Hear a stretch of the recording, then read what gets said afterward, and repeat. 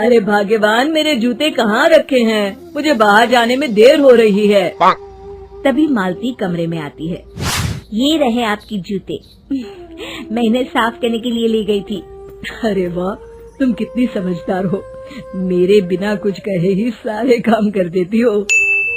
तभी मालती झिझकते हुए रमेश से कहती है, सुनिए जी, आपसे एक बात कहूँ, बुरा तो नहीं मानेंगे ना? अरे नहीं नहीं, बेफिक्र होकर कहो। शादी से पहले मैं अपने मायके में नौकरी करती थी। मैं चाहती हूँ कि अब मैं फिर से नौकरी करना शुरू कर दूँ। वैसे भी सारा दिन घर में बोर हो जाती हूँ। देखो मालती, तुम्हारे नौकरी करने से मुझे कोई ऐतराज नहीं है, लेकिन तुम्हें एक बात बता दूं, हमारे खानदान में आज तक कभी किसी औरत ने नौकरी नहीं की। फिर भी एक बार तुम माँ से पूछ कर देखो, अगर वो तुम्हें नौकरी करने की इजाजत दे देती है तो अच्छी बात है। रमेश वहाँ से चला जाता है। फिर उसी शाम मालती अपनी सास के पैर दबा रही होती है। तभी उसकी सास मालती से कहती है, अरे क्या बात है बहू, आज तो ठीक तरह से मेरे पैर नहीं दबा रही। किसी ख्याल में खोई पड़ी है क्या? मैं भी तो जानूं आखिर बात क्या है। अब दरअसल वो माँ जी। अरे हाँ हाँ बोलो, इतना सोच क्यों रही हो? माँ जी, अगर आप बुरा न माने तो मैं नौकरी करना चाहती हूँ। घर के काम करने के बाद मेरे पास काफी वक्त बच जाता है।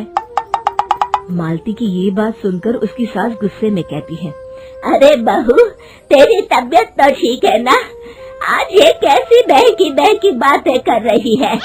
भला हमारे खानदान में आज तक कभी किसी औरत ने नौकरी की है जो तू नौकरी करने की बात कर रही है? हैं? अरे बहू, तू क्या रिश्तेदारी में हमारी नाक कटाना चाहती है? जितना जल्दी हो सके अपने दिमाग से नौकरी का भूत उतार दे, और अब जा, जल्दी से रसोई में जा, खाना बनाने का वक्त हो रहा है। मालती मन मार कर खाना पकाने के लिए रसोई घर में चली जाती है। अगले दिन, नमस्ते माँ जी, कैसी हैं आप? अरे आओ आओ दिवाकर बेटा, बैठो, मैं तुम्हारे लिए चाय मंगाती हूँ। बहू, जरा एक कप चाय तो लेती आना। फिर दिवाकर एक फाइल खोलकर मालती की सास के सामने रख देता है। ये देखिए माँ जी, ये है पिछले महीने का हिसाब और ये रहे मुनाफे के रुपए। एक बार हिसाब देख लीजिए और इन कागजों पर अपने दस्तखत कर दीजिए। अरे दिवाकर बेटा, मैंने भला आज तक कभी तेरा हिसाब देखा है जो अब देखूंगी? ला बता, कहाँ दस्तखत करूं? तभी मालती चाय लेकर वहाँ आ जाती है और अपनी सास को बिना कागजातों को पढ़े इस तरह लापरवाही से दस्तखत करते हुए देखकर हैरान रह जाती है। अच्छा माँ जी, अब मैं चलता हूँ, फैक्ट्री में बहुत काम है। फिर दिवाकर वहाँ से चला जाता है।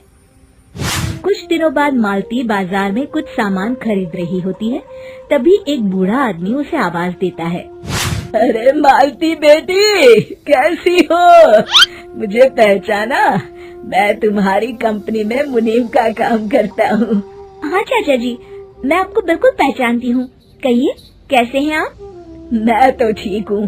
कंपनी में कुछ भी ठीक नहीं चल रहा, यहाँ तक कि हमें ठीक वक्त पर तनख्वाह भी नहीं मिलती। ये आप क्या कह रहे हैं? अब क्या बताऊँ, आप लोग तो कभी हिसाब किताब देखने दफ्तर आते नहीं। मेरी मानो तो एक बार आप लोग दफ्तर आकर सारा हिसाब किताब देख लो, आपको असलियत पता चल जाएगी। अच्छा बेटी, अब मैं चलता हूँ, देर हो रही है। फिर वो बूढ़ा वहाँ से चला जाता है। वहीं दूसरी तरफ मालती घर पहुंचकर अपनी सास को सारी बात बताती है। तभी वहाँ रमेश भी आ जाता है, लेकिन मालती की सास मालती की किसी भी बात पर विश्वास नहीं करती।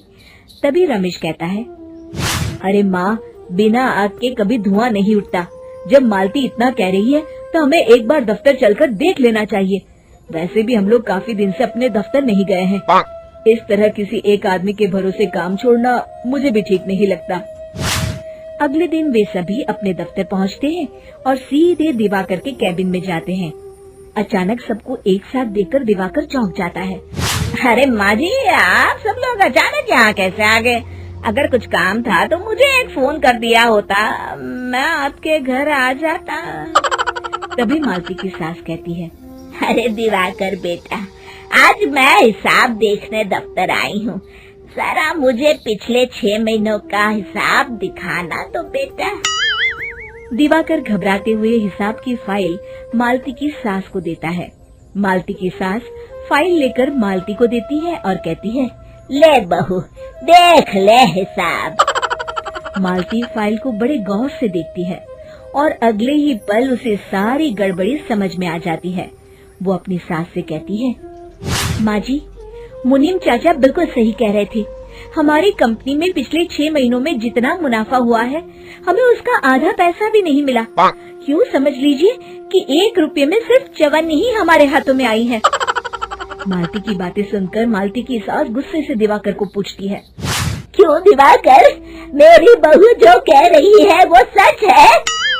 दिवाकर समझ जाता है आज उसका भांडा फूट चुका है। वो गिड़गिड़ाते हुए कहता है, मुझे माफ कर दीजिए माँ जी, मैं पैसों के लालच में अंधा हो गया था।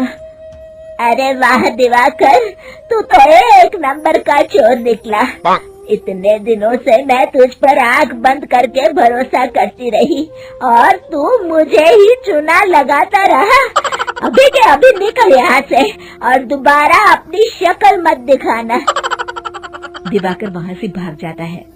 मालती की सास मालती को शाबाशी देते हुए कहती है, बहू, आज मैं समझ गई कि पढ़ाई लिखाई हमारी जिंदगी में कितनी जरूरी है।